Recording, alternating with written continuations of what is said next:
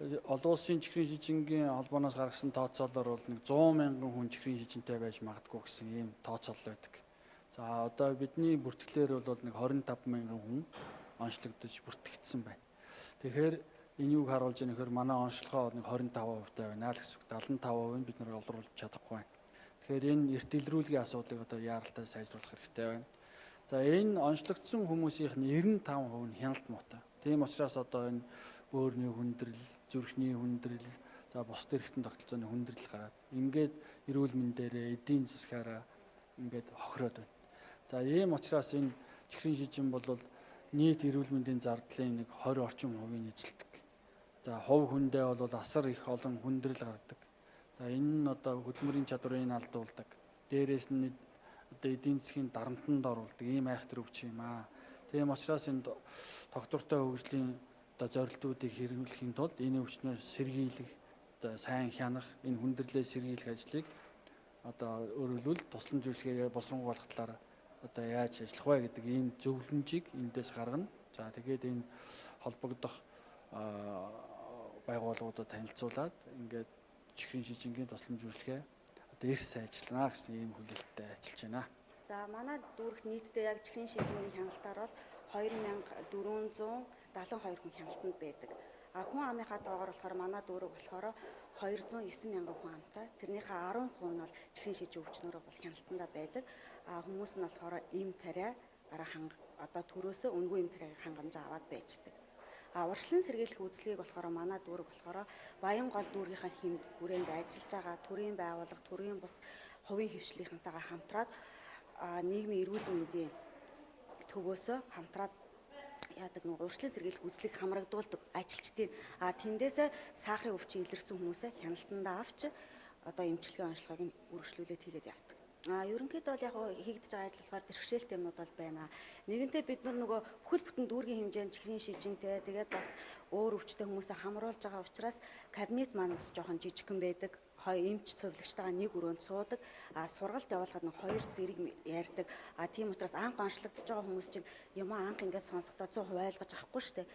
Тэгээд тэр үзлэгийн янууд бас бага байдаг учраас жоохон тэд хаал дээр бол хүндрэлтэй дахин давтамжтай ирүүж тэрийг тэр хүнтэй ойлголт нь л одоо сургалт хийдэг. За ер нь чихрийн шижин гэдэг бол их олон талын хүчин зүйлтэй өвчин. Зүгээр маш энгийнээр тодорхойлох юм бол энэ бол цуснд байгаа глюкозын хэмжээ хэсдэг, инсулины харьцангуй дутагдал бий болдог, улмаар ам цангах, их уух, ихшээх, за арьс хуурай шах гэх мэт ерөнхий шинжирлэр ийм өвчин байна. Яг чихрийн шижин гэдэг утгаар наваад үзэх юм бол энэ харьцангуй одоо архаг явцтай юм байгаа. Англиар наваад үзэх юм бол хэв шинж нэг жишээлбэл их богино хугацаанд илэрдэг. Хэв шинж хоёр бол их удаан, 1-ээс 10 жилийн хугацаанд илэрдэг юм байгаа. Гол асуудал нь чихрийн шижингийн хувьд хамгийн гол асуудал нь юу гэхээр ерөөсөө судасны хүндрэлүүд. Тэгэхээр дийлэнх олонхын эзэлдэг чихрийн шижин хэв шинж хоёрын гол илэрлэл нь ихэвчлэн санзруу тохиоллоор эсвэл судасны хүндрэлүүдээр онцлогддог. Тэгэхээр энийг бас бид нар олон талаас нь авч үзэх хэрэгтэй. Ерөнхийдөө чихрийн шижин гэрт илрүүлэл гэвэл бид нар тодорхой эрсдэл бүхий бүлгүүдтэй цусндах глюкозыг байнга хянж ах хэрэгтэй л гэсэн үг. Тэгж байж бид нар илрүүлдэг. Ерөнхий суур эмнэлзүүн шинж нь бол хамгийн энгийн нь ам цанган, их хуун, тэр хэмжээгээр шээн, шалтгаангүй ядарна гэдэг ийм үндсэн зөвөөрөөр илэрч байна. Чихрийн шижин гэдэг маань хэдийгээр цусндах глюкоз ихсэн гэдэг ерөнхий байдлаар илэрч байгаа боловч энийг үүсгэж байгаа шалтгаан их олон юм. Чихрийн шижин хэв шинж нэг байх юм бол энэ бол нойр булчирхайн аутоиммуны буюу дархлааны асуудлаас болж үүссэн эмгэг. Тийм учраас энэ эргэшгүйгээр нойр булчирхай гэмтдэг гэсэн дотоо шүүрлийн хэсэг нь. Энэ тохиолдолд бид нар зөвхөн инсулин эмчилгээ тарих байдлаар эмчилдэг. Жирэмсний чихрийн шижин гэж байна. Жирэмсэн болсонтой холбоотойгоор эхийн одоо бозин солилцоо хямраад ингээд асуудал үүсдэг. Энийг бид нар төрсөн ойн хянах асуудал босч ирдэг.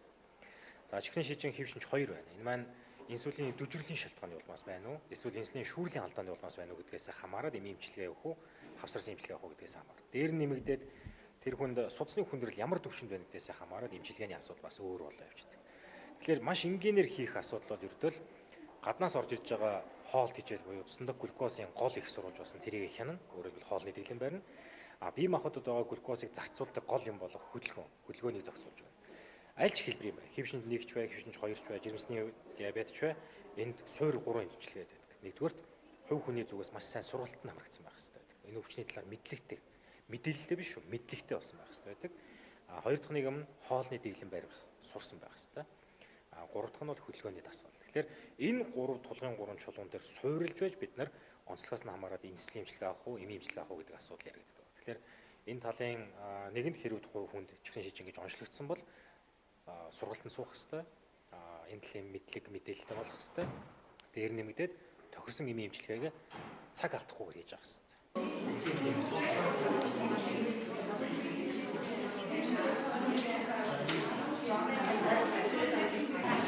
Дээр сэтгэлж нэг нэг яг бид болсон.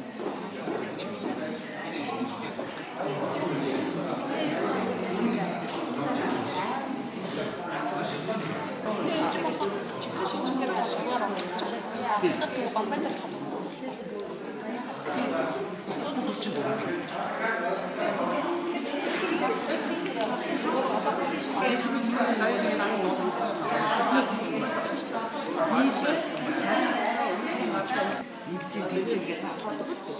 Ингээд өгөх юм бол бүгд энэ хүмүүс ч өнгөрөх юм.